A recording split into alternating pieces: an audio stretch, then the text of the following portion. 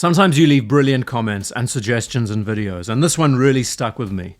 Whether we want to call them neo-vintage or modern classics, I wanted to cover the most iconic watches of yesteryear. Particularly the watches of my childhood, the 1980s, the later part of the 1980s, and most importantly the 1990s. It was a time where it wasn't as bombastic as the 1980s and the watch designs that came out of then, or as competitive as the 1970s when everything changed. And at least for me, I thought it was quite a peculiar time for watchmaking. It's never something that's really registered with me. And after doing my research and studying up on the pieces that I wanted to cover for this video, I am actually gobsmacked by the quality of watches that arrived in this window, and how many of them shaped the brands, they shaped the industry that we know now, 30 years on. So the aim of this video is to cover the icons, watches that you can close your eyes and imagine the time when they were made in the 1990s. Of course, I cannot cover all of them, and there will be some honorable mentions thrown into the mix, but as iconic designs, surprisingly, and watches that are great representations of their brands, from Casio to FP Journe, let's raise the roof.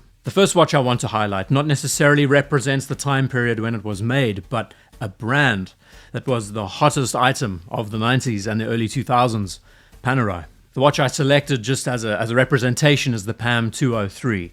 And if you were around in the early 2000s and you were part of the watch hobby, I wasn't, I was still in grade school, but this piece in particular is probably one of the icons because it's very much what the Tiffany dial Patek Philippe Nautilus is today. Very small allocation, sold out of a particular Italian boutique, and if you were ever found selling this watch, you would be excommunicated from the brand, and of course there was so much hype and interest around these. Of course, attention has moved elsewhere and that has since died down, but as far as popularity goes, you weren't anybody unless you wore a Panerai in the 90s and the early 2000s. And I thought it would just be a great time to highlight this brand and how important it was, truly how important it was in that window. But the inspiration for this video, the watch that if I close my eyes and I imagine what a 1990s watch is, the Omega Seamaster Professional, obviously. The Professional 300, and I thought I'd also highlight the Peter Blake 2254. This original watch debuted in 1993 and the 2254 debuted in 2000. As far as a design icon goes, we can't really deny it because it's still being produced today, 30 years on.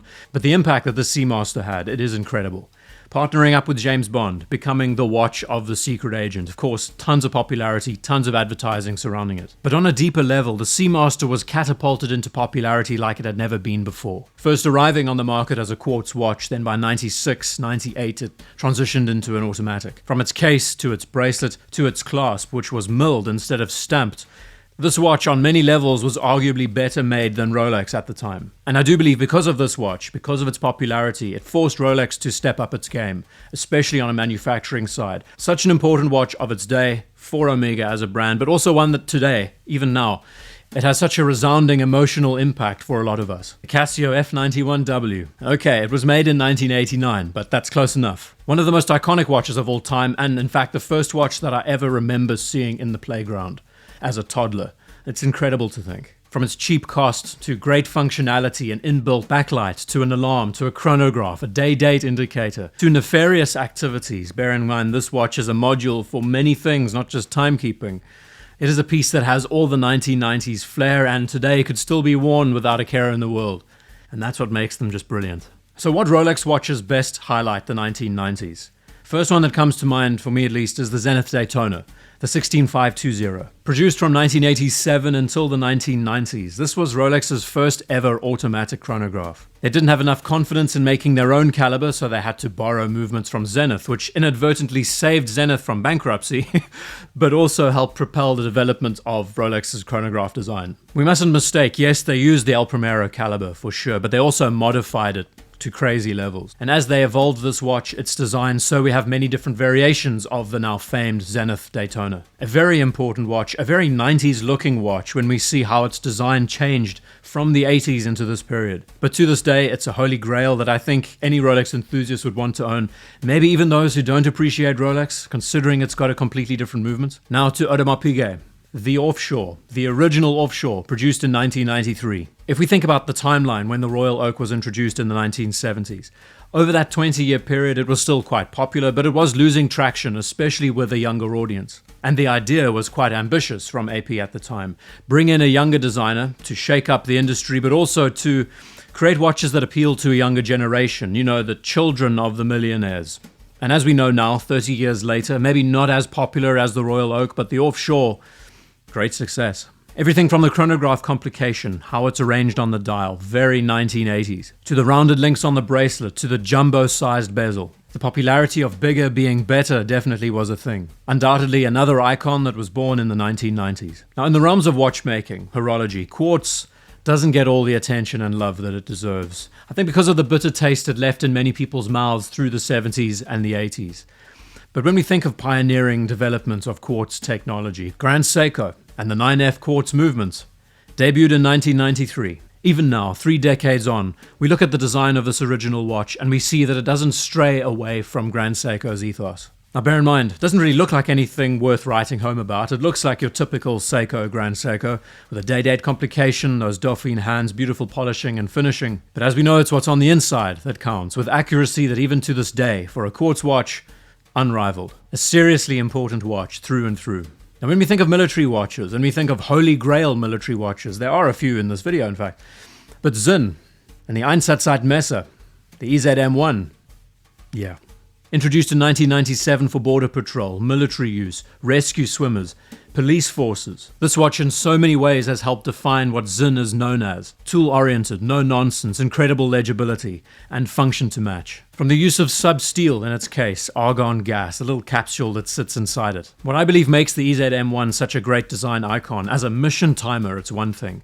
There's so much function behind this watch, there's so many different things you can do with it, bearing in mind that at a glance, it doesn't look very complicated. Impeccable watch, impeccable design, and one that definitely has a 1980s, 1990s feel to it. Now I've spotlighted this next watch not so much for its design but for its influence.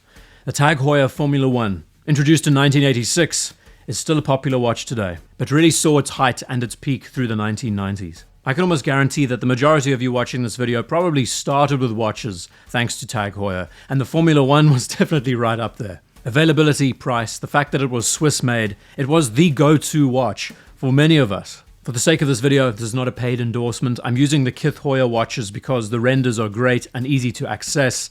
As far as influence through the 1990s, the Formula 1 definitely had it. Now trying to envision another Rolex watch that defined the 1990s, first thing that came to mind was the Explorer 1, because it was introduced in 1989 and this design still exists today.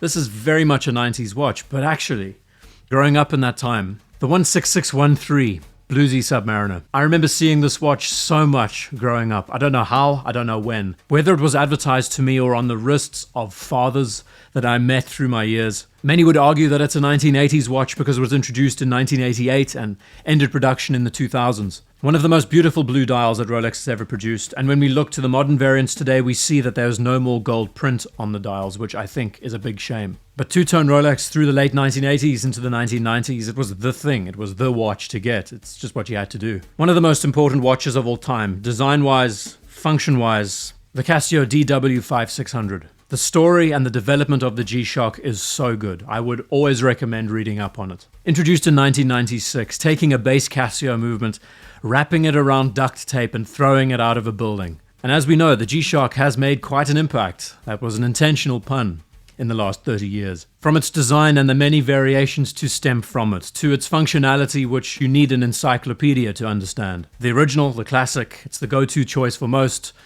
and this one started it all. Now considering I included the Zenith Daytona at the start of the video, the Zenith Rainbow.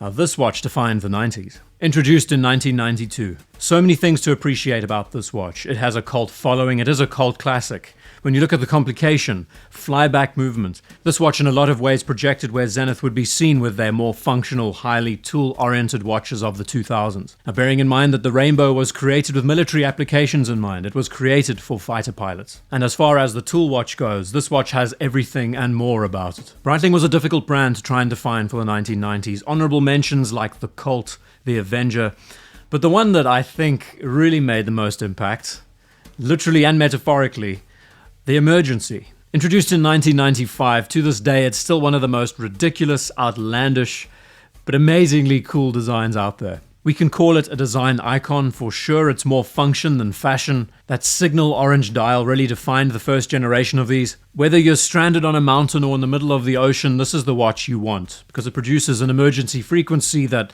brings out the Air Force to come and rescue you. And a quick story, I don't know if I was told this or if I read it, but a man was stuck in the traffic in the UK once, and he decided to pull out that emergency crown just because he was fiddling with his watch. And a few minutes later, a yellow Sea King helicopter flies past and lands in the field.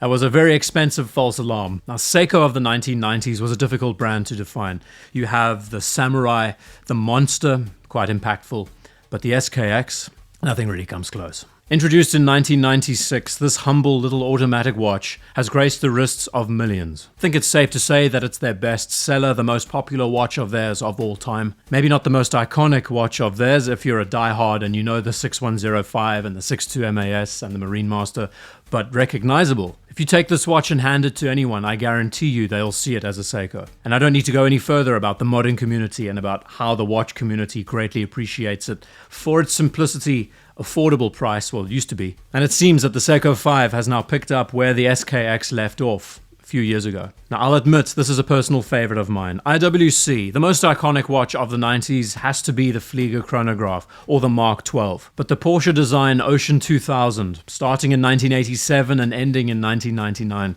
this is the watch that defines the 90s to me. The use of titanium on their cases, the size, the proportions, how these watches wore on the wrist. And when it comes to the Ocean 2000, a watch that was created for the Bundeswehr, military application, it's one of the most perplexing dive watches that I think you'll ever see. Practicality, it has none of it. As far as a timekeeper, it's good, but using that rotational bezel is useless. But as a design, from that lobster tail bracelet to how it integrates with that titanium case, the sleekness, the streamlined nature of this watch, it feels like Porsche design because it is. But even though it's a watch of the 90s, it's an icon. I will admit it's style over substance. Function could be improved. Now, the last Rolex that helps define the 1990s for me when I close my eyes, white dial, 16570, the Polar Explorer. Now, as we know, the Polar dial had seen a few variations up until this point, but this particular variation, introduced in 1989 and lasting into the 2000s. 5-digit reference, simple in design, a real cult classic. What I appreciate so much about this watch, and I think many others do as well, is that it doesn't necessarily communicate Rolex on first glance. Makes it a far better under-the-radar wearing piece. And that white dial with the white plots, if you find the tritium variant of this piece, I mean, and actually a dream watch for me, being a 90s kid, is finding the white dial of this with a tritium dial, tritium handset. Next to the two-tone blue Submariner, this piece to me screams 1990s. One range of watches that is quite under the radar, it's a real hidden gem. The Blancpain Leman collection. Introduced in 1994, ranging from chronographs to dress pieces with high complications, as well as the simple time and date. This series of pieces really speaks to that era, 1990s into the 2000s. Exceptionally good watches, well designed, with a military nature around how the chronographs are designed particularly. And I'll admit, the Le Mans is one of those watches in the back of my mind. It's always been on my bucket list. There is something so enigmatic about these designs. 2 weeks in a row now that one of the headliners in my video is a Patek Philippe Aquanaut. I think there's something wrong with me. The reference 5060A, introduced in 1997, actually has a very similar response to the Audemars Piguet Offshore and how it took off. Patek wanted to create a more accessible watch for a younger audience. Produced in 35mm, I remember. In a lot of ways, what makes this watch so interesting is how they played around with the brushing and the polishing, and the many different textures, from the grenade-style texture on the rubber strap to the dial. And I remember a few years ago when I tried this watch on, I said out loud, unintentionally, it feels like a swatch. The whole table went silent. Fond memory. Now, arguably two of the most important watches for two of the most important brands arrived in the 90s, and that is 1994, the Lange one. If we know what Germany was like through the 1990s, if we know what Berlin was like through the 80s and the 90s, the relaunch of a Lange and Sohne marked an incredibly important milestone for the brand. Of course, we know the story behind this name and the activities it was involved in through the Second World War. That's all ancient history. But when this watch debuted in 1994 at Baselworld, it was putting Lange back on the map, and it became an instant classic. The design is untouchable at this point. Finding symmetry from asymmetry, the golden ratio, how everything is so nicely balanced. As impactful now as it was 30 years back, the Lange one continues to soar, and it's still the watch that defines the brand. I would argue that because of this watch, it propelled Glashütte into the place that it is today for watchmaking. And last but by no means least, a man by the name of François-Paul Journe arrived on the scene. Well, I should say he's been around for a long time. The Tourbillon Souverain Souscription. As far as independent watchmaking goes, As far as being someone who was very well known in the industry beforehand, but catapulting his name into fame, this watch did it for him. As we now know, FP Journe is one of the most sought after watches in the world. Extremely difficult to get as far as hype and popularity and collectability goes. This was unintentional, but I referred to Panerai at the beginning of the video and its popularity in the 90s. Once we transition into the 2000s until now, FP Journe, his level of popularity, massive. And in essence, we saw the meteoric rise of independent watchmaking thanks to a watch like this. So as I've said at the start of the video, I've tried my best to capture the most iconic watch designs of the 1990s, but I guarantee you I've missed many. These were just a few off the top of my head that I decided to list. I don't know about you, maybe it's just because I'm wet behind the ears, but I am quite astounded by the level of impact that the 1990s had for the developments of so many brands, watchmaking in general, and where they're situated now. So what watch defines the 1990s for you? I can't necessarily pinpoint one piece that does it.